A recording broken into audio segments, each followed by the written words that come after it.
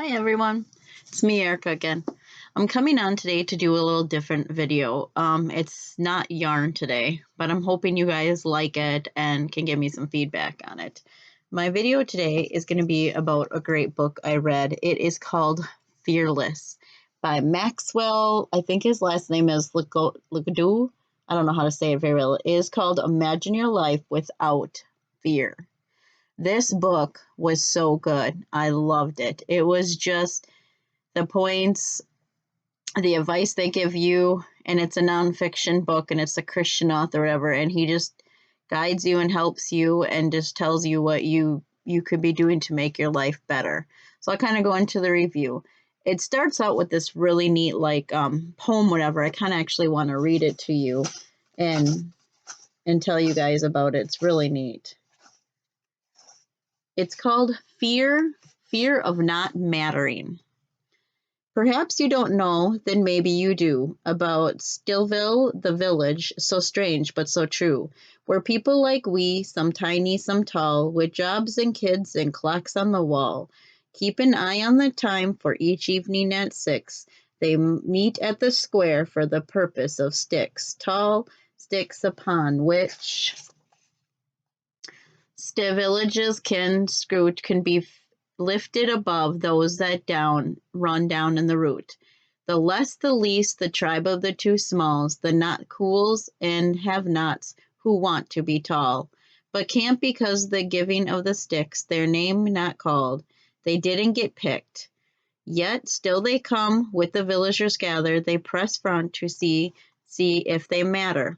To the clock cool, to the quarter of the clock, they decide who is special and declares with a shout, "You're special, you're pretty, you're clever or funny, or prize or not, medals or money. Not freshly baked pie nor a house someone built, but the oldest of gifts, a gift of some's. Moving up the mission, going higher they rim, evaluate their position and the name of the game. The higher's up of Seville. You know if you're not there, make the bigger to do, or the thin air. The rush's chance on the higher appears to the strut of their situation, for it isn't life's best when they're viewed by the top, unless you stumble, and suddenly they're not. So sure you are footing, you're tight in they weigh, and they look out below, you'll fall straight away. Into the two smalls of the earth, they land on the pride of the boy who churns it hurts. When the chic police and the jails don't offer to help, but instead take theirs, who made you king, you start to complain. But then notice the hour and forgot you refresh. It's almost 6, not time for a chatter. It's back to the crowd to see if you matter. It's kind of confusing. There's parts of it I don't even know if I understand, whatever, but a lot has to do is, do you matter and what does it take for you to matter? It shouldn't take anything for you to matter. We all should matter, especially to God. So I thought that was really good. That was one of my biggest takeaways. But they also had, I took some notes in here. They also had, 8 worry stoppers. I thought these were really good. So the first worry stopper is pray first. That's a good one. We always want to pray about things we're going through and how God can help us through them. Number 2 was easy now, slow down. We all need to slow down. Sometimes we're going through life too fast and we're not taking our time and we're not looking at things like we should. So I thought that was a good one. Number 3 was act on it. Become a worry slapper. So to act on it, to try to get rid of it. Number 4 was complete a worry list. To know what you're worrying about and try to stop worrying about it. Number 5 was to evaluate your worry categories. That's a good one. Sometimes we're not always sure what we're worried about, but when we actually write them out or look at them, you can see what it is. Number 6 was focus on today. That's very true. There's a verse, I can't remember, but it's like we're supposed to live for today. We're not supposed to live for tomorrow and forever and worry about everything else when we just need to worry about today or not even worry about today. Number 7 was unleash your worry army. That was a good one too, to remember that God can take care of this. We don't need to worry about it. God, will take care of it. And number 8 was to let God be enough. Sometimes that's a hard one for all of us to know that He is in control and that He will solve it. And then if you look at it, it was kind of neat. So it spells peaceful. Isn't that kind of neat? So all those like 8 worry stoppers spell peaceful. And that's what God wants us to be. He wants us to be peaceful in every situation, everything we're going through in life. So I thought that was really neat that he says, just let things be peaceful. It's hard sometimes. We go through so much, and sometimes we just feel overwhelmed and overtaken, but we just got to remember that and definitely pray first, not to let our worry overtake us, but knowing that God's in control. The other one that I kind of wanted to read that I thought was really good, I think it was on page 177. Let me go to that one. That one was really good with so the other thing that I thought was really neat is it was talking about things about health issues. We have so much mental health issues in our world and all that. And I don't want to go into it. I don't want to do politics on here or anything or get anybody mad about things they agree or don't agree on, but I'm not going to go into that. But I do want to read what this book kind of said about mental health a little bit and how high it is and how much really illness we do have, in this world. So listen to kind of what they said about this. We have over 59 million Americans have heart disease. 53 million Americans have migraines. I'm one of them. I struggled with migraines for years. I still get them here and there and off and on, but not as bad as I used to. But yeah, I was one of that 53 million Americans that had migraines. 25 million Americans 16 million struggle with obesity. That's huge. Even me, I've been up and down on my own weight in my own journey. That's huge. 3 million have cancer.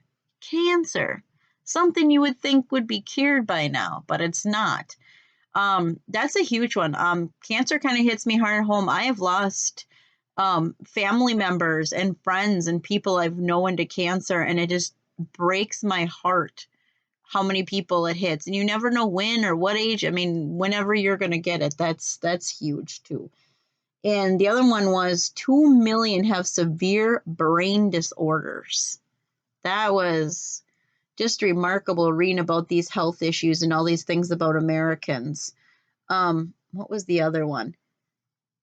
Here we go. 543 million Americans consider themselves to be seriously sick. It's troubling. It says troubling there is 266 million people in our country.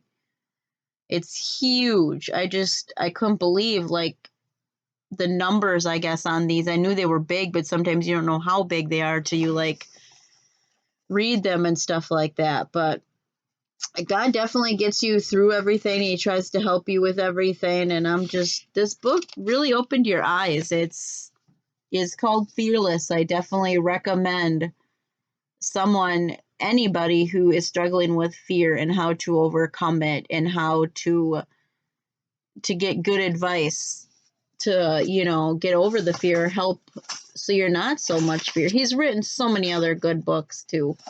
I can just kind of quick go over some of the titles and things that the chapters are about in here. Like first one, Why Are We Afraid?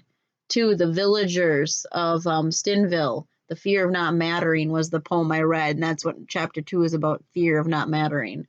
3 is God ticked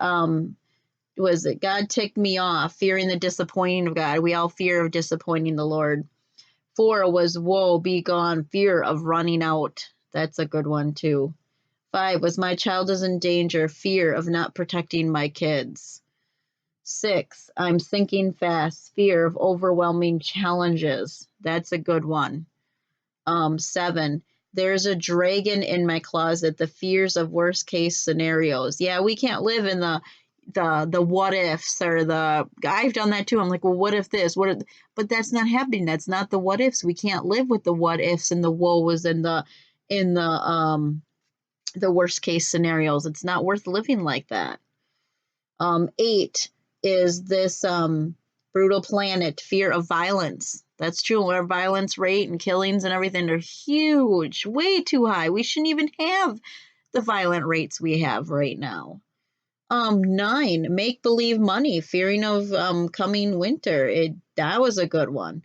10, scared to death, fear of life's final moments. Of loved ones dying and all that. It's hard.